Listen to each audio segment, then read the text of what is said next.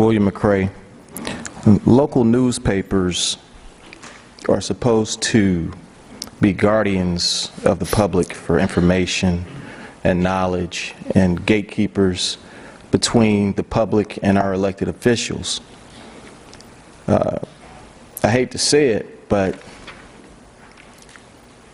Commissioner Ryan, I know that when El Cid Lounge was open, I know you used to hang out with high-ranking people from the Post. Wasn't you? Okay. No, sir. Well, it appears that the Post is afraid to write negative articles about the city of West Palm Beach. There's so much filth and dirt going on in this chamber. And one of the previous reporters, Mr. Abramson, used to sit back here in the back, and you guys used to try and be nice to him.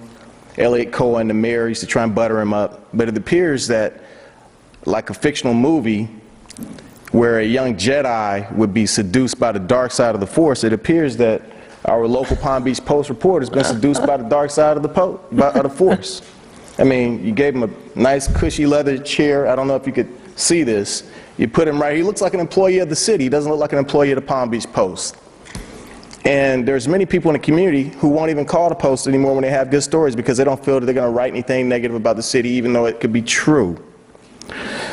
I think that it's really a shame that we can't get accurate reporting about what's going on in the city and how bad it really is and how bad the mayor is. But then again, when the Post endorses the mayor for public office, I think it's hard to really criticize her and be critical of this body when it gets involved in things like that. But just like a child being plied with wine by a pedophile, the Post seems to have been buttered up and seduced by this body where they will refuse to print things that are negative in this body.